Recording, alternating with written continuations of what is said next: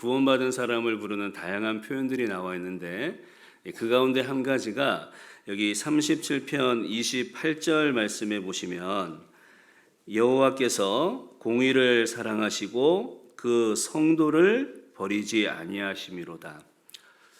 이 구원받은 사람을 부르는 표현 가운데 하나가 이 성도라는 표현이에요. 이 성도. 이 성도라는 표현의 원어를 살펴보면 그 의미 자체가 하나님의 은혜를 덧입은 백성이다. 그런 의미를 갖고 있습니다. 오늘 시편 37편 말씀을 살펴보면 이 놀라운 하나님의 은혜와 축복을 받은 자, 성도가 어떻게 살아가야 하는지, 또 성도로서의 삶을 살았을 때 주어지는 축복이 무엇인지를 말씀을 하고 있는 거예요. 먼저 결론부터 말씀을 드리면 화평한 자의 결국 평안이로다. 이 화평한 자, 이 구원받은 사람을 표현하는 다른 이름이거든요. 화평한 자. 이 성도의 삶을 살아갈 때 주어지는 축복이 여러 가지가 있지만 이 결과적으로는 평안이다라는 거예요. 근데 어떻게 평안하십니까? 마지못해서 대답하는 건 아니시죠? 이 평강을 유지하면서 살아가는 것이 우리의 삶인데 사실 삶 가운데 평강이 깨어질 때가 너무나 많거든요. 도대체 우리에게 주어진 평강이 왜 깨어지는 걸까? 그 원인을 좀 생각해 보면 사실 우리는 너무나 근본적인 것에서 그 원인을 발견하게 됩니다. 왜 평강이 깨어지냐면 말씀대로 살지 않기 때문에 그렇습니다. 우리는 성경을 통해서 배우고 받고 듣고 본 것이 있죠. 무엇이 하나님의 뜻인지 어떻게 살아가야 하는지에 대해서 성경을 통해서 배웠습니다. 그러나 알고만 있고 행하지 않았을 때에 이 성도의 마음 가운데 뭔가 불편함이 생기죠. 그리고 마음의 평강이 깨어지게 되는 겁니다. 그러나 반대로 하나님의 뜻대로 살아갈 때 하나님께서 우리의 마음의 평강을 지켜주시겠다라는 거예요. 우리가 삶 가운데 우리의 평강을 깨트리는 어떤 문제가 있고 어떤 상황 속에 들어갈 때가 있습니다. 그때 우리가 어떻게 해야 되죠? 그 문제를 해결해 보려고 스스로 노력하고 어떤 상황에서 벗어나려고 발버둥을 쳐봐도 오히려 문제는 해결되지 않고 상황은 점점 안 좋은 쪽으로 흘러간다는 것을 우리가 경험적으로 알고 있지 않습니까? 그때 어떻게 해야 될까? 아무것도 염려하지 말고 오직 모든 일에 기도와 간구로 너희 구할 것을 감사함으로 하나님께 아뢰라. 그리하면 모든 지각에 뛰어난 하나님의 평강이 그리스도 예수 안에서 너희 마음과 생각을 지키시리라. 아뢰라. 그리하면입니다. 그리하면. 하나님께 아뢰면 하나님께서 우리의 평강을 지켜주신다라는 거예요. 오늘 시편 37편을 통해서도 성도의 삶에 대해서 알아볼 겁니다. 그런데 그 성도의 삶대로 행할 때 주어지는 축복, 평강이 있다, 평안이 있다라는 것을 말씀을 하고 있는 겁니다. 행악자를 인하여 불평하여 하지 말며 불의를 행하는 자를 투기하지 말지어다. 자, 이 성도의 삶, 그 귀한 성도의 삶 어떻게 살아가야 될까? 첫 번째는 성도는 이 불평하지 않는 삶을 산다라는 겁니다. 즉 다시 말하면 성도는 감사하는 삶을 산다라는 거예요. 이 사람이 구원을 받고 나면 사실 그 중심에서 우러나오는 감사와 기쁨이 있기 마련이잖아요. 자신이 어떠한 상태에서 구원을 받았는지를 생각해보고 내가 영원한 지옥에서 영원한 천국으로 옮겨간 것이 분명한 사실이라면 이 마음에 넘치는 기쁨과 감사가 있기 마련이거든요. 그러니까 사실 성도에게 있어서 이 감사라는 것은 특별한 마음의 상태가 아닌 겁니다. 지극히 자연스러운 현상이죠. 그리고 우리가 가진 그 믿음 자체가 그 한 번 믿고 나서 그냥 끝나버리는 것이 아니라 믿으면 그 믿음이 지속된다라는 것을 생각해 볼 때 우리가 정상적인 믿음의 상태에 있다면 그 외적인 결과로 나오는 것이 감사와 기쁨이다라는 거예요. 자, 특별히 디모데후서 3장에 보면 마지막 때의 사람들의 특징이 나와 있습니다. 그 특징 중에 하나가 바로 감사치 않는다라는 것이죠. 우리 시대 사람들의 모습을 보면 이 감사가 없는 시대, 그렇게 말해도 과언이 아닐 겁니다. 이 앞선 세대에 대한 감사가 사실 없죠. 현재 누리고 살아가는 삶 자체가 저절로다라고 생각합니다. 저절로가 아니잖아요. 앞선 세대의 많은 수고를 우리가 누리고 살아가고 있고, 더 나아가서는 하나님께서 우리에게 베풀어 주신 것을 누리고 살아가는 겁니다. 그런데 감사함이 없어요. 그냥 저절로라고 생각을 합니다. 사실 이 사회의 풍조가 그렇죠. 감사함이 없습니다. 그런데 너무나 안타까운 것은 이 세상의 풍조가 이 교회 가운데서 들어와서 누구보다도 하나님의 은혜에 감사하고 살아가야 될 성도들의 삶 가운데 원망과 불평이 많다라는 거예요. 자, 원망하고 불평하는 건 사실 너무나 쉽게 범할 수 있는 죄인 겁니다. 그러나 원망하고 불평하는 사람들, 그런 사람들을 사탄 마귀가 주목하고 있다는 것도 우리는 생각해야 될 겁니다. 자, 왜 원망하고 불평하는 사람을 주목하고 있을까요? 틈만 보이면 잡아들여서 삼켜버리려고 사탄 마귀는 원망하고 불평하는 사람을 주목하고 있습니다. 백성이 여호와의 들으시기에 악한 말로 원망하매 여호와께서 들으시고 진노하사 여호와의 불로 그들 중에 붙어서 진 끝을 사르게 하시매. 자, 여호와의 불이 붙어서 진 중앙을 사른 것이 아니죠. 어디를 살랐습니까? 진 끝을 살라버린 거예요. 자, 내가 주님과 가까이 하고 있을 때에는 내 삶 가운데 원망과 불평이 나오지 않습니다. 모든 것이 은혜요, 모든 것이 감사가 되죠. 그런데 주님과 멀어지기 시작하면 그 입술에서 원망과 불평이 나오기 시작을 한다라는 겁니다. 내가 주님과 함께 일하는 동역자로서 있을 때에는 그 마음 가운데에 감사와 기쁨이 있습니다. 마음이 다르거든요. 자, 그런데 어떤 이유에서든지 내가 교회에서 한 발 물러나고 주님 앞에서 한 발 물러났을 때 동역자가 아니라 이 관찰자 입장에서 있을 때 그때는 어떻게 되느냐? 입에서 원망과 불평의 말이 나오기 시작하는 거예요. 그런데 그것이 지속돼서 만성이 되면 이제는 방관자가 되는 겁니다. 뭐 교회에서 집회를 하든지 말든지, 교회에서 뭐 수련회를 하든지 말든지 자신하고는 상관없다라는 겁니다. 점점 뒤로 물러나죠. 그런 사람들을 사탄 마귀는 주목하고 있다라는 겁니다. 왜 주목한다고요? 틈만 보이면 삼키려고 주목하는 겁니다. 혹시 요즘에 나의 삶 가운데 자꾸 원망과 불평의 말이 많다, 그런 생각이 드십니까? 그리고 좀 교회하고 좀 거리를 두고 싶다, 이런 생각이 혹시 드십니까? 그런 생각이 든다면 조심하셔야 돼요. 왜 조심해야 될까요? 잘못하면 마귀의 밥이 될 수 있기 때문에 조심하셔야 되는 겁니다. 사탄 마귀는 원망하고 불평하는 사람 주목하다가 반드시 삼켜버려요. 항상 기뻐하라, 쉬지 말고 기도하라, 범사에 감사하라. 이는 그리스도 예수 안에서 너희를 향하신 하나님의 뜻이니라.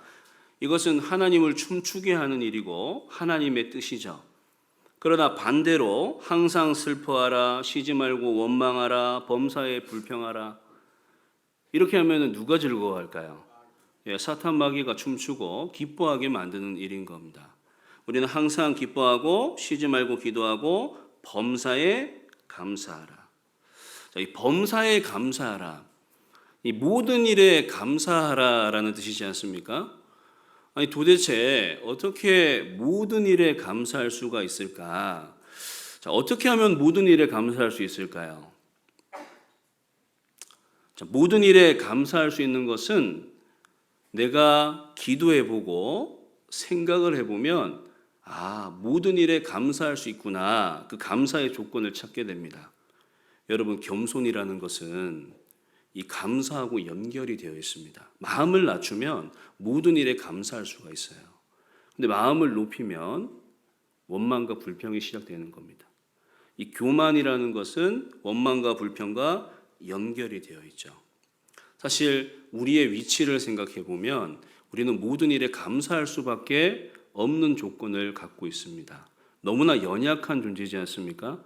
우리는 주님의 긍휼하심을 입었기 때문에 지금 이 자리에 있는 거예요. 그리고 주님의 긍휼하심이 있기 때문에 주님 오시는 날까지 살아갈 수가 있는 겁니다. 그런 연약한 존재이기 때문에, 주님의 도움이 없이는 살 수 없는 존재이기 때문에 모든 일에 감사할 수 있는 겁니다. 주님께서 우리의 삶 가운데 때로는 의도적으로 가져가시는 것이 있습니다. 때로는 내 경제적인 것들을 가져가실 때가 있을 거예요. 때로는 개인의 건강을 가져가실 때가 있을 겁니다. 때로는 가족들 가운데 누구를 데려가실 때도 있을 거예요. 주님은 의도적으로 그렇게 하시는 겁니다. 왜 그렇게 하시냐? 그 시간을 통해서 정말 가치 있고 중요한 것이 무엇인지를 깨닫게 하려고, 그리고 더 좋은 것으로 하나님께서 우리에게 채워주시려고 하나님은 의도적으로 그렇게 하신다라는 겁니다. 우리에게 감당치 못할 어려움은 없죠. 그러나 인간의 입장에서 감당치 못할 어려움이라고 생각하는 것이 왔을 때 우리는 마음을 낮추고 기도하는 것이 필요한 겁니다. 그리고 하나님께서 그 문제를 해결해 주시기를 바라고 그 가운데도 감사하는 것이 필요한 거예요. 범사에 감사하라. 무언가 주어질 때만 감사하는 것이 아니라 잃었을 때에도 하나님께서는 감사하고 살아가기를 원하시는 겁니다. 자, 성도의 삶 첫 번째, 불평하지 않는 삶을 산다. 감사하는 삶을 사는 것이 성도의 삶입니다. 여호와를 의뢰하여 선을 행하라. 땅에 거하여 그의 성실로 식물을 삼을지어다. 넘어가서 5절, 너의 길을 여호와께 맡기라. 저를 의지하면 저가 이루시고. 자, 이 성도의 삶 가운데 두 번째 나타나는 모습은 무엇이냐? 성도의 삶은 여호와를 의뢰하여 맡기는 삶을 사는 것. 그것이 성도의 삶의 모습이다라는 거예요. 여러분, 맡긴다라는 표현을 생각해 볼 때 맡긴다라는 것은 신뢰를 바탕으로 이루어진 것이지 않습니까? 자, 우리 인생의 죄짐을 어떻게 주님께 맡길 수 있었을까요? 그 주님께서 내 죄를 처리하실 수 있다, 그 능력이 있으신 분이다라는 신뢰 속에서 내 인생의 모든 짐을 맡긴 겁니다. 죄짐을. 그리고 주님을 알아가면 알아갈수록 그 주님께서 내 인생도 책임져 주시는 거구나, 내 인생도 맡아주시는구나, 그런 어떤 신뢰가 생겼을 때 내 인생 모두 전부를 주님께 드리는 거지 않습니까? 그러니까 맡긴다라는 것은 신뢰를 바탕으로 이루어진다라는 거예요. 근데 여러분 어떠세요? 온전히 맡기십니까? 아니면 끙끙 앓고 계셔요? 끙끙 앓고 있을 때가 너무나 많거든요. 때로는 신세한탄도 하고 어떻게 하지? 왜 맡기지 못할까요? 우리 아버지가 누군지를 몰라서? 사실 아버지가 누군지 몰라서라기보다는 맡기는 훈련이 되지 않아서 그런 경우가 많습니다. 이 맡기는 것도 훈련이거든요.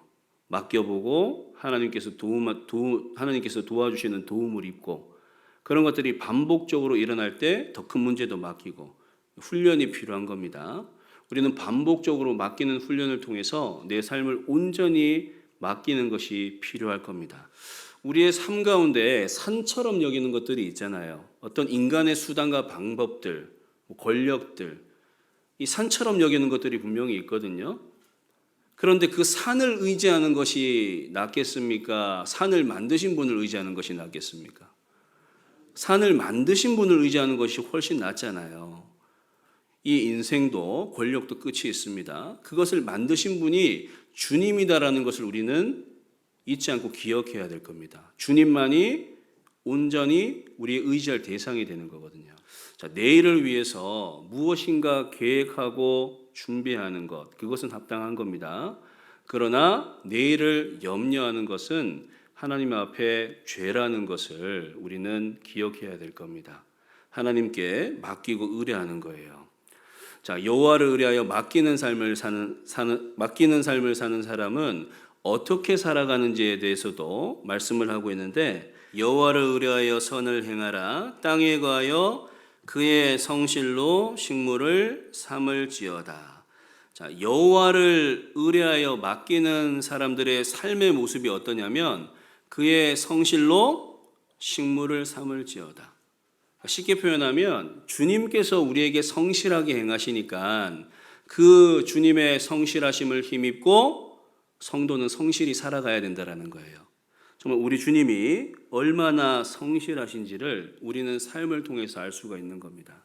이 성실이라는 단어의 뜻 자체가 참되고 정성스럽다라는 의미를 갖고 있거든요. 우리 주님이 우리의 삶 가운데 얼마나 참되고 정성스럽게 행하고 있는지를 생각해 보십시오. 주님이 그렇게 우리의 삶 가운데 참되고 정성스럽게 움직이시는 분입니다. 그 성실하신 주님을 힘입고 누구보다도 성실하게 살아가야 될 사람들이 성도라는 거예요. 주님께 맡긴다고 해서 아무것도 안 한다, 그것이 아니라는 겁니다. 주님이 나를 위해서 일하시니까 나도 성실하게 일하면 주님이 도와주신다라는 것을 말하고 있는 겁니다. 그리고 이 성실이라는 단어를 생각할 때 또 한 가지 떠오르는 이미지가 꾸준하다라는 것을 생각하게 되잖아요. 여러분, 꾸준하다. 이 꾸준함의 힘이라는 것은 참으로 놀랍습니다. 주일입니다. 아침에 나오셨죠. 말씀 듣고 식사하고 교제하고 봉사하고 저녁까지 있다가 돌아가고 또 아침에 일어나서 출근하고 저녁에 모임 다니고 집회 있으면 집회 가고, 이 그리스도인의 삶이 반복적이고 되게 단조롭잖아요. 그러니까 세상 사람들이 봤을 때는 재미가 없어 보이는 겁니다. 때로는 내가 마음이 좀 연약해지다 보면 이 생활이 너무나 지루하다 이렇게 느껴질 때도 있을 거예요. 그런데 그 다람쥐 쳇바퀴 돌듯이 반복적인 삶 가운데 우리의 신앙이 성장한다. 그것을 우리는 기억해야 될 겁니다. 우리의 신앙이 정말 튼튼하게 성장하게 만드는 것은 매일매일의 삶 가운데 이루어지는 그 반복되는 삶을 꾸준히 해나갈 때, 시간 지나가 보면 그 신앙이 이렇게 성장되어 있다라는 것을 우리가 경험하게 되는 겁니다. 정말 주님의 성실을 식물로 삼고 정말 성실하게 살아갈 때 주님의 때에 마침내 열매를 거둘 수가 있는 겁니다. 요셉은 성실하게 살았고 마침내 하나님의 때에 거둬들인 사람이거든요. 요셉이 애굽왕 바로 앞에 설 때에 30세라 그가 바로 앞을 떠나 애굽 온 땅을 순찰하니, 이 요셉이라는 사람이 17세의 소년으로 팔려서 여기 나와 있는 것처럼 30세가 돼서 마침내 총리가 됐습니다. 그러니까 13년이라는 시간 동안에 하나님께서 그를 훈련시키는 과정이 필요했다라는 거예요. 자, 보세요. 13년이라는 시간 동안 요셉이라는 사람은 하나님의 성실하심을 힘입고 아주 성실하게 살았던 사람인 겁니다. 요셉이 형들에게 팔려서 애굽의 노예로 팔려가지 않았습니까? 처음에 간 곳이 어디죠? 시위대장 보디발의 가정 총무로 들어가게 됐어요. 그곳에서 이 요셉이라는 사람은 누구보다도 성실하게 살았습니다. 만약 여러분이 요셉이라면 어떻게 하시겠어요? 만약 여러분의 형이, 여러분의 언니가 여러분 팔아버린 겁니다. 새우잡이 배에다 팔아버리고 마늘 까는데 팔아버렸어요. 그러면 그곳에 가서 성실하게 임하시겠습니까? 이러고 있겠습니까? 이거 뭐예요, 이거? 응? 어떻게 성실하게 하시겠습니까? 칼 갈고 계시겠습니까? 보통 사람은 칼 갈고 있거든요. 내가 복수를 다짐한다. 이만 기회만 와봐라. 그런데 요셉이라는 사람은 그러지 않았다라는 거예요. 이 보디발의 가정 총무로서 누구보다도 성실하게 임했던 사람이 요셉입니다. 자, 그런데 그렇게 성실함으로 임했던 다음 코스가 어디죠? 지하 감옥이었어요. 지하 감옥. 그렇게 성실하게 살았는데 그때 되면 어떤 말이 나와야 정상이죠? 하나님 저한테 왜 그러세요? 그런 말이 나와야 되는데 그런 말은 없습니다. 감옥에 가서도 성실하게 임했던 사람이 바로 요셉이라는 사람이에요. 전옥이 모든 죄수들을 요셉에게 맡겼다라고 되어 있거든요. 그리고 그 가운데 왕의 술 맡은 관원장과 떡 맡은 관원장이 들어왔습니다. 그런데 그들도 요셉이 섬겼다라고 되어 있어요. 무슨 같은 죄수 입장인데 섬기고 말고함이 어디 있겠습니까? 그런데 아주 성실하게 임했던 거예요. 그런 가운데에 하나님께서 주신 지혜를 가지고 술 맡은 관원장과 떡 맡은 관원장의 꿈을 해몽하게 되고 이 술 맡은 관원장이 복직을 하게 되죠. 그때 요셉이 이 자신의 상황을 좀 바로에게 알려달라고 그렇게 이제 청하는 부분이 나와 있습니다.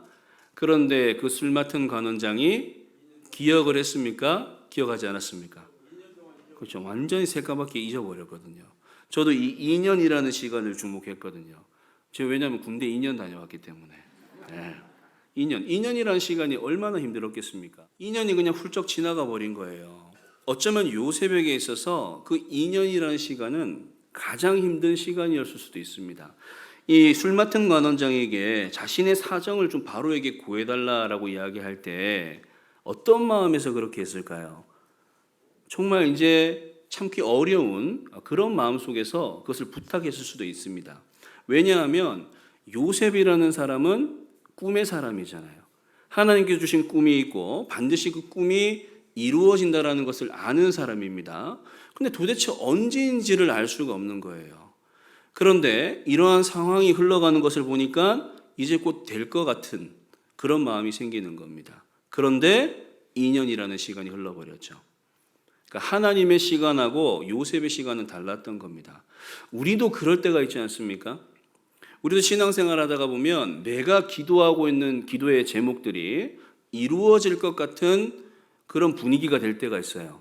그런데 2년이 흘러버렸어요. 아무 소식이 없는 겁니다. 그러면 여러분의 마음 어떠시겠습니까? 애간장 녹는 거예요, 진짜. 피가 마르는 겁니다. 왜 안 되지? 왜 안 되지? 이 요셉의 마음이 그와 같았을 겁니다. 그러나 그 2년이라는 시간 속에서도 요셉은 원망하거나 불평하지 않았습니다. 끝까지 성실하게 임했고 마침내 하나님의 때에 그를 하나님께서 총리로 세우셨죠. 자, 요셉이라는 사람이 어떻게 그렇게 많은 어려움 속에서도 주님의 성실을 식물로 삼고 끝까지 성실하게 살 수 있었을까? 그 비결이 성경에서 나와 있습니다. 당신들이 나를 이곳에 팔았으므로 근심하지 마소서, 한탄하지 마소서. 하나님이 생명을 구원하시려고 나를 당신들 앞서 보내셨나이다. 요셉이 많은 어려움 가운데서도 성실하게 살 수 있었던 이유는 하나님께서 이 모든 것을 계획하시고 이루어 주셨다. 하나님께서 앞서 행해 주셨다라는 하나님을 인정하고 맡기는 삶, 그곳에서 그 어려움을 이겨낼 수 있었던 겁니다. 자, 하나님의 성실하심을 식물로 삼고 성실히 살아가는 사람들, 마침내 하나님의 때에 그 열매를 반드시 먹게 해주신다라는 거예요. 자, 여호와를 의뢰하고 맡기는 사람은 성실히 살아가는 겁니다. 자, 그리고 또 한 가지 모습이 나와 있죠. 여호와 앞에 잠잠하고 참아 기다리라. 자기 길이 형통하며 악한 길을 이루는 자를 인하여 불평하여 말지어다. 자, 여호와께 맡기는 사람, 그 사람은 어떠한 또 삶의 모습이 있느냐? 잠잠히 참아 기다린다라는 모습이 있는 거예요. 근데 우리가 여기서 기억해야 될 것은 그냥 기다리는 것이 아니라 어떻게 한다고요? 잠잠히 참아 기다리는 겁니다. 어떤 분은 기다리는데 죄송합니다. 입술로 닦아먹어요. 입술로. 잘 기다리는데 말로 닦아먹어요. 원망, 불평 쏟아내면서 잘 기다려요. 그런 것이 아니라 잠잠히 참아 기다리는 겁니다. 여러분, 요셉이라는 사람은 그 2년을 잘 기다렸죠. 만약 2년이라는 시간을 못 기다리고 자기 마음대로 해버렸다면 어쩌면 성경에 기록되지 못했을 수도 있습니다. 요셉은 기다림의 사람이었거든요. 여러분 반대로 사울은 7일을 기다리지 못해서 신앙의 내리막길을 탔습니다. 미갈은 어떻습니까? 기다리지 못하고 다른 남자에게 시집감으로 인생의 내리막길을 탔죠. 기다리지 못하는 사람들은 신앙생활하는 가운데 손해를 보는 경우가 참 많거든요. 주님 앞에서 주님께 모든 것을 맡긴 사람은 기다리는 겁니다. 왜? 주님께서 반드시 축복을 주시기 때문에 기다린다라는 거예요. 그러나 여호와께서 기다리시나니 이는 너희에게 은혜를 베풀려 하시며 일어나시리니 이는 너희를 긍휼히 여기려 하심이라. 대저 여호와는 공의의 하나님이심이라. 함께 읽겠습니다. 무릇 그를 기다리는 자는 복이 있도다. 신앙생활을 하면서 느끼는 것이 하나님의 타이밍과 사람의 타이밍은 참 다르다라는 것을 느낄 때가 너무나 많습니다. 이 하나님, 인간 입장에 봤을 때 하나님이 일하시는 모습을 보면 어떨 때는 너무 더디다라는 생각을 할 때가 있죠. 그러나 하나님의 타이밍은 가장 적절할 때, 가장 빠른 시간이 이루어지는 거예요. 인간 입장에 봤을 때는 더딘 것 같지만 하나님은 정확한 분이신 겁니다. 무릇 그를 기다리는 자는 복이 있나니. 기다리는 자에게 마침내 하나님의 축복이 임하는 거예요. 가끔은 설교가 좀 길어질 때가 있지 않습니까? 그때도 집중해서 들어보셔야 돼요. 중요한 얘기는 언제 나올까요? 마지막에 나오거든요. 내가 지루하게 느끼는 그 설교 속에서 내 인생을 변화시킬 만한 그 귀한 하나님의 말씀이 전해질 때가 있거든요. 무릇 그를 기다리는 자에게 복이 있다. 여러분 모임에 가셔도요, 끝까지 있어야 돼요. 끝까지. 모임에 끝까지 있으면 하나님께서 채워주시는 것이 분명히 있는 겁니다. 끝까지 함께 하시고 끝까지 기다리셔야 되는 거예요. 성도는 여호와를 의뢰하여 맡기는 삶을 산다. 이것이 성도의 삶의 두 번째 모습인 겁니다. 의인의 적은 소유가 많은 악인의 풍부함보다 승하도다. 자, 이 성도의 삶의 모습 가운데 세 번째 모습은 어떤 모습이냐면 성도는 소유가 적을지라도 신앙을 선택하는 삶을 산다라는 거예요. 물질과 신앙을 어떻게 저울질해요? 영원하지 않은 것과 영원한 것을 가치를 이렇게 따질 수가 있겠습니까? 성도는 소유가 적을지라도 신앙을 선택하는 겁니다. 아무리 많은 것을 내가 얻을 수 있다고 할지라도 신앙에 손해보는 편을 택해서는 안 되는 거예요. 그것이 성도의 삶인 겁니다. 악인은 꾸고 갚지 아니하나 의인은 은혜를 베풀고 주는도다. 자, 이 성도는 소득이 적을지라도 신앙을 선택하고 그 적은 소유를 알뜰하게 모아서 또 베풀죠. 혹 자신이 손해를 입는다고 할지라도 베푸는 삶, 이타적인 삶을 삽니다. 왜 그런 삶을 살아가느냐? 영혼을 건지기 위해서. 이 물질보다도 영혼의 가치가 얼마나 크다라는 것을 알기 때문에 소유가 적을지라도 신앙을 선택하고 그 적은 소유를 알뜰하게 모아서 영혼을 건지는 일 가운데 최선을 다해서 사용한다라는 거예요. 그것이 의인의 삶, 성도의 삶인 겁니다. 여호와는 저를 그 손에 버려두지 아니하시고, 함께 읽겠습니다. 재판 때에도 정죄치 아니하시리로다. 자, 성도의 삶 가운데 온전한 삶을 살았을 때 주어지는 축복, 첫 번째가 무엇이냐면 정죄함이 없다라는 거예요. 심판이 없다라는 겁니다. 왜 심판이 없냐면 예수 그리스도께서 이미 나를 대신해서 형벌을 받았기 때문에 성도에게는 심판이 없다, 정죄함이 없다라는 거예요. 우리 인생 가운데 반드시 누려야 될 축복, 그것이 바로 죄사함이라는 거예요. 성도에게는 정죄함이 없습니다. 그것이 가장 큰 축복이죠. 그리고 우리에게 주시는 또 축복이 있습니다. 또 여호와를 기뻐하라. 저가 내 마음의 소원을 이루어 주시리로다. 또 한 가지 축복이 무엇이냐? 마음의 소원을 주님께서 이루어 주신다라는 거예요. 우리의 소원이 있죠. 내가 주님의 몸된 교회 가운데서 더욱더 온전히 살고 주님 안에서 더욱더 귀하게 쓰임받고자 하는 그 간절한 열망, 그것이 우리의 소원이지 않습니까? 그 소원을 누가 이루어 주신다고요? 주님께서 이루어 주신다라는 거예요. 성도의 삶을 살아갈 때 주님께서 우리의 소원을, 내 마음의 소원을 이루어 주신다라는 겁니다. 또 우리에게 정말 간절한 소원이 있죠. 내 사랑하는 가족들의 구원, 내가 사랑하는 그 지인들의 구원, 그것이 소원이지 않습니까? 정말 소원이기 때문에 포기하지 않는 거예요. 그것을 주님께서 이루어 주신다, 그렇게 말씀을 하고 있는 겁니다. 우리는 소원 자체가 다른 사람들이지 않습니까? 세상 사람들이 누리고 살아가는 그 썩어질 것에 소원을 두고 사는 사람들이 아니라 우리는 영원한 것, 그것에 소원을 두고 살아가는 사람들입니다.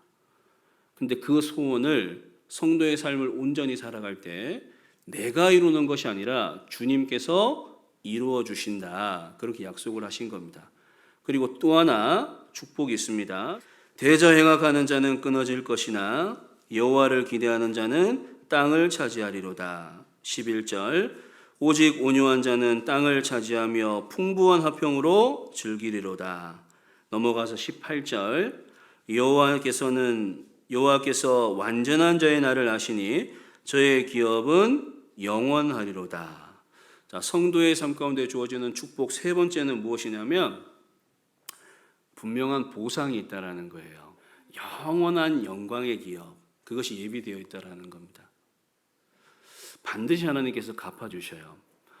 그러나 하나님께서 주시는 것은 우리가 눈으로 보지 못하고 귀로 듣지 못하고 생각지 못했던, 정말 우리가 상상할 수 없는 것으로 갚아주신다라는 거예요. 하나님의 약속이지 않습니까? 하나님은 한 번도 말한 것을 실행치 않으신 것이 없습니다. 반드시 이루어진다라는 거예요. 자, 성도에게 주어지는 축복 세 번째는 반드시 보상이 있다, 분명한 보상이 있다라는 겁니다. 자, 이 성도의 삶 자체가 쉽지가 않습니다.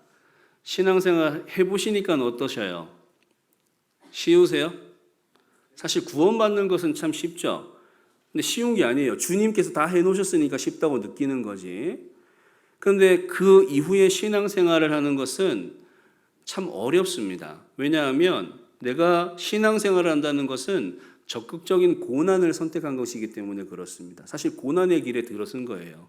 좁은 문을 통과했고 좁은 길을 걸어가는 겁니다. 그러나 그 어려움 가운데도 주님은 항상 함께하고 계시죠. 주님께서 원하시는 길이 있고 그 길을 걸어갈 때 주님께서 기뻐하시는 거예요.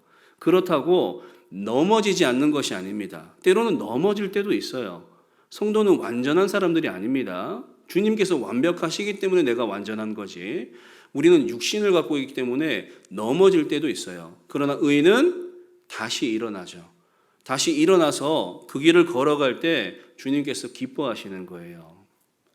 성도의 길 가운데 반드시 축복이 있습니다.